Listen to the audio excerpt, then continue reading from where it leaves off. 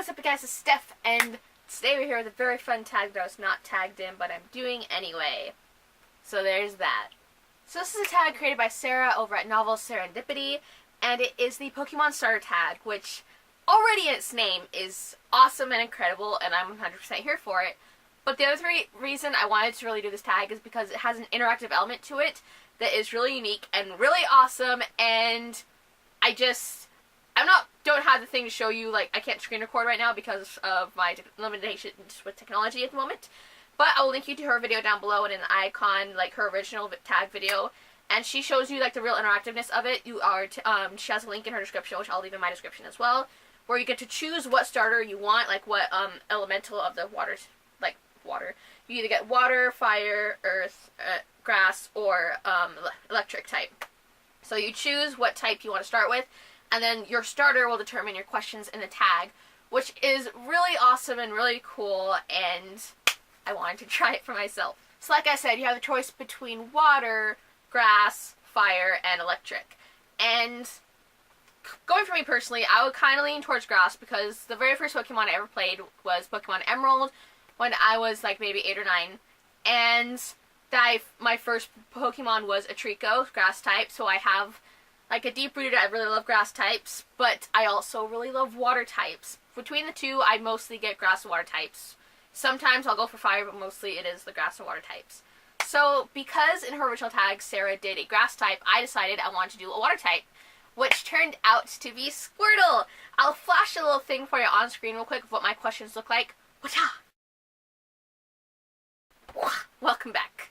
So yeah, because I chose Squirtle, I have some slightly different questions from what she had in her tag, and I think that's what's really cool about the interactiveness of this tag, because there's the 4 different options, there's 4 different like branches out of questions you can get, and it's just really cool. And plus, Detective Pikachu just came out, so the Pokemon nostalgia is very real. Not to mention Pokemon Sword and Shield coming out later this year. The nostalgia is very real. Anyway, let's get to the tag. Number 1 is I choose you. Name a favorite book and a favorite series. Now for the second part of the question, name a favorite series, I'm not sure if I really have a favorite series, because automatically I'm just thinking Harry Potter, but I don't really read too many series right now. I've been reading a lot of standalones and maybe the first book in a series, but I haven't picked up the second. Now that I'm singing in front of the camera, I'm starting to think This Savage Song and Our Dark Duet, that is considered technically a series. It's a duology.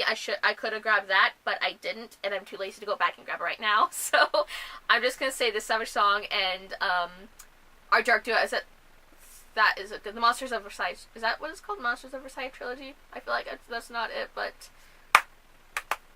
I'm going with that response. The Savage Song and Our Dark Duet for favorite series. For favorite book, however, this is probably going to surprise no one. It is Be More Chill by Ned Vizzini. Granted, it's not the greatest book in the world. I will admit that, and I really love this book. Really, the big thing about this book that I love is the fact that it sparked an incredible musical that has had an incredible journey. Y'all see how many Be More Chill videos I post. I'm trash for this. I love how the story has evolved over time, and the fact that we're getting a movie, though it's probably more based on the musical than the book.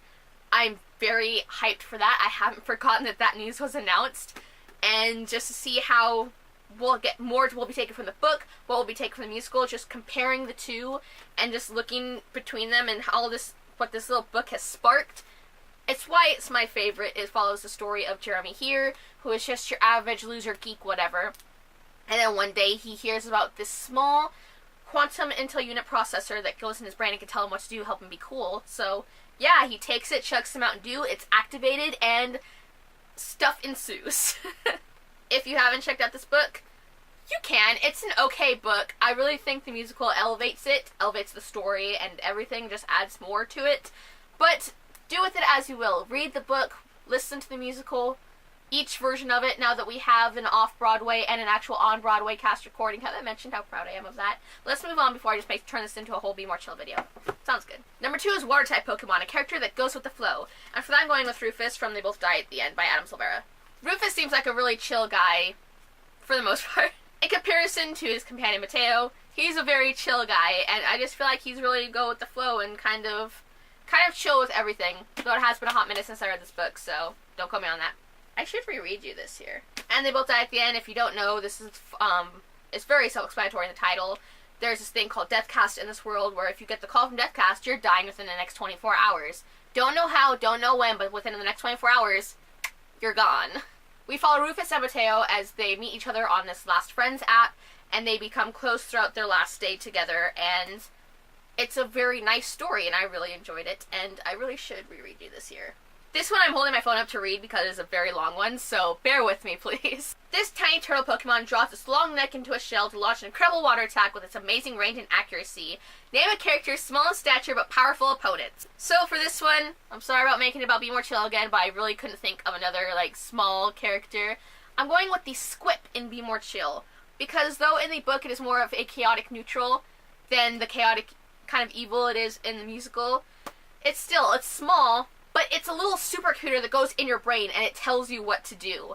Whether that is good advice or bad advice, it just kind of depends, because sometimes it isn't the greatest with detecting human inaccuracies that do happen. It makes for some situations, let's just say that. Number 4 is the Squirtle Squad, where a gang of rogue Squirtles who are deserted by their trainers. Name a rogue character or character on the run. And for that one, I'm going with my current read of the giant book, 7 Blades in Black by Sam Sykes. This one, oh boy, there's a lot. I'm just about to hit page 200. There's almost 700 pages. Oh boy. I really think Sal fits in this question as a rogue character because, how do we describe her character? Well, a good thing to note is that we open up on her being questioned right before her execution. So, I think that's a good marker of her being a bit of a rogue. I don't really know how to really describe this book because I went into it not really knowing anything about it and expecting it not to be as thick as it is, but oh boy, is she thick. All I know is we got our badass protagonist, we got some pretty colorful characters, and ooh, there's some stabbing and magic and all of that fun stuff. Also, did I mention that she's being interrogated right before her execution?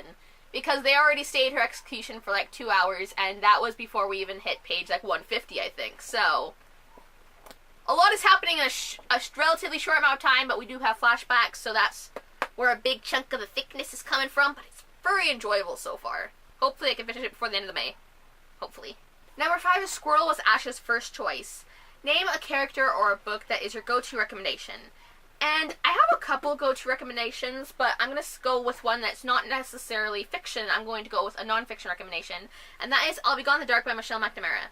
Specifically, I brought out my paperback because it has a bit more in it than the hardback that came out a year previous, because it came out at the beginning of last year, and then this one just recently came out a month or 2 ago. So this one has a bit more fun stuff in it because of reasons that we're going to talk about right now. Whoop. So I'll Be Gone in the Dark is about a California serial killer, the Golden State Killer, the East Area Rapist. It is same person. It is a nonfiction, just looking into, this was written before he was caught and before we knew his true identity. So it's just about the investigation and all the clues and all the dead ends and how, Michelle was so passionate about this case and trying to find out who it was. And it is just so beautifully written. Unfortunately, she did die before it was fully finished. So there are chapters that are just kind of pieced together by her team. There are chapters that are written by members of her team. And when you read this book, you can really feel the difference in chapters that Michelle wrote herself and that ones that were written by her team. Or taken, pieced together by her team. Because Michelle McNamara had a beautiful way of writing that just kept you captivating, kept you hooked. And it's just absolutely incredible. A lot of true crime writers, they kind of get boring when they get lost in the facts, and as important as the facts are, sometimes it's hard to keep interest when they're just you know how sometimes nonfiction is just, you just kind of lose track? Michelle makes it so you don't lose track. You're always focused on what she's saying. She brings an element of storytelling into it, and God, her writing is just phenomenal. What's really cool about the paperback version is, like I mentioned, the hardback came out at the beginning of last year.